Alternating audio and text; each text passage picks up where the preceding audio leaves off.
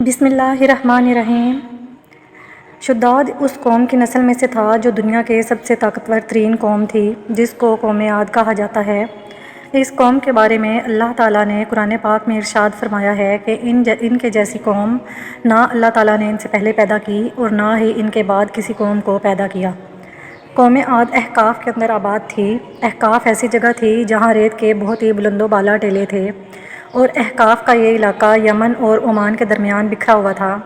اس علاقے کے اندر قوم آج سے 8,500 سال پہلے آباد تھی۔ اس قوم پر اللہ تعالیٰ کا یہ خاص کرم تھا کہ اللہ تعالیٰ نے اس قوم کو دنیا کی سب سے طاقتور قوم بنایا تھا۔ اس کے ساتھ ساتھ اللہ تعالیٰ نے اس قوم کو سرسبز و شاداب باغات اور وافر مقدار میں کھیت عطا فرمائے تھے۔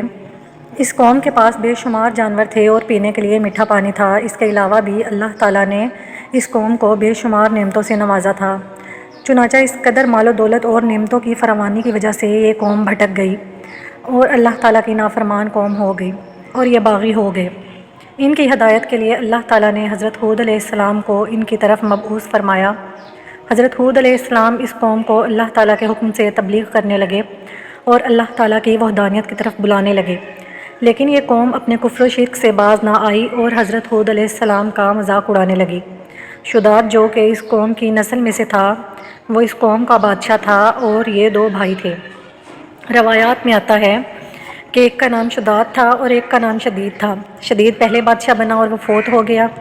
اس کے فوت ہو جانے کے بعد شداد نے حکومت سنبھالی اور اس طرح یہ دنیا کی سب سے طاقتور قوم عاد کا بادشاہ بن گیا۔ شداد ایک وسیع و عریض سلطنت کا بادشاہ تھا۔ شداد کی یہ بادشاہت یمن سے لے کر عراق تک اور بعض روایات کے مطابق ایران تک پھیلی ہوئی تھی۔ شداد نے اپنی طاقت کے زور پر بڑے بڑے بادشاہوں کو اپنے زیر کر لیا تھا۔ چنانچہ اس بدبخت کو حضرت ہود علیہ السلام نے سمجھانے کی بہت کوشش کی، لیکن اس کا دل بھی بند تھا۔ چنانچہ جب حضرت ہود علیہ السلام نے شداد کو اللہ تعالیٰ کی وحدانیت کی طرف بلایا اور ایک خدا کی عبادت کرنے کا حکم دیا، تو اس وقت شداد اور حضرت ہود علیہ السلام کے درمیان ایک زبردست مکالمہ ہوا، جس کے نتیجے میں شداد نے حضرت ہود علیہ السلام سے پوچھا کہ اگر میں اللہ تعالیٰ پر ایمان لے آؤں تو مجھے کیا حاصل ہوگا؟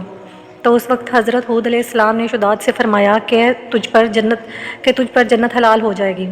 جنت کا نام سنتے ہی شداد حضرت ہود علیہ السلام سے پوچھنے لگا کہ یہ جنت کیا ہے؟ تو حضرت ہود علیہ السلام نے شداد کو جنت کا نقشہ بتایا اور جنت کی نعمتوں کے بارے میں شداد کو بتایا۔ حضرت ہود علیہ السلام کی یہ بات سن کر شداد مسکرانے لگا اور حضرت ہود علیہ السلام کو دیکھ کر کہنے لگا کہ یہ کون سی بڑی بات ہے، ایسی جنت تو میں بھی تیار کر سکتا ہوں۔ حضرت ہود علیہ السلام نے شداد کو اس کے کفر و شرک کے بارے میں روکنے کی کوشش کی، لیکن یہ بدبخت باز نہ آیا۔ چنانچہ اس وقت شداد اپنے سلطنت کے بہت بڑے بڑے کاریگروں کو اکٹھا کیا اور احقاف میں ارم کے مقام پر 20 کوس لمبی اور چوڑی جنت بنانے کا کام شروع کروا دیا۔ چنانچہ شداد کی تیار ہونے والی اس جنت میں سونے اور چاندی کی اینٹیں لگائی گئی اور جواہرات بھی لٹکائے گئے۔ اس بدبخت شداد نے اپنی اس بنائی جانے والی جنت میں شہد، دودھ اور پانی کی نہریں بھی روا کر دیں اور دنیا جہاں کے خوبصورت درخت، پودے، پھول بھی لگوا دیے اور اس جنت کو طرح طرح کے جواہرات سے مزین کر دیا۔ قوم عاد چونکہ پہلے ہی بلند و بالا پہاڑوں کو تراش کر محلات بنانے کے اندر ماہر تھی اور شداد کی سلطنت میں تو یہ فن عروج پر تھا، چنانچہ ریت کے ان بلند و بالا ٹیلوں پر بہت بڑے بڑے ستون کھڑے کر دیے گئے اور ان بلند ستونوں پر بڑے بڑے سونے اور چاندی کی عمارتیں بنا دی گئیں۔ شداد نے یہ فیصلہ کیا تھا کہ جب تک اس کی بنائی جانے والی جنت تیار نہ ہوگی، اس وقت تک وہ اپنی جنت کے اندر قدم نہیں رکھے گا۔ چنانچہ شداد کے حکم کے مطابق جنت تیار ہونے لگی اور شداد اپنے محل کے اندر بے صبری کے ساتھ جنت کا کام مکمل ہونے کا انتظار کرنے لگا۔ شداد کے اس جنت کو تیار ہونے میں 12 سال لگے۔ 12 سال کے اندر جب یہ جنت مکمل تیار ہو گئی اور اس کو طرح طرح کے ہیرے جواہرات سے مزین کر دیا گیا اور طرح طرح کی خوبصورتی سے مزین کر دیا گیا، تو اس وقت شداد کو اس کے جنت کے تیار ہونے کا پیغام پہنچا دیا گیا۔ چنانچہ شداد جنت کے تیار ہونے کا پیغام سنتے ہی بہت خوش ہوا اور شداد اپنی جنت کو دیکھنے کے لیے اپنی فوج کو ساتھ لے کر جنت کی طرف نکل پڑا۔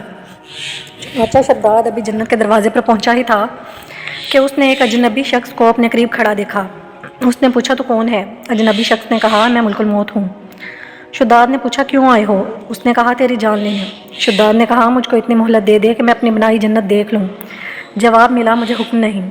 کہا چلو اتنی ہی مہلت دے دو کہ گھوڑے پر سے اتر آؤں۔ جواب ملا اس کی بھی اجازت نہیں۔ لہٰذا ابھی شداد کا ایک پاؤں رکاب میں اور دوسرا چوکھٹ پر ہی تھا کہ ملک الموت نے اس کی روح قبض کر لی۔ پھر حضرت جبرائیل علیہ السلام نے بڑے زور سے ایک ہولناک چیخ ماری کہ اسی وقت تمام شہر اپنی عالی شان سجاوٹوں اور محلات کے ساتھ زمین بوس ہو گیا اور اس کا نام و نشان بھی باقی نہ رہا۔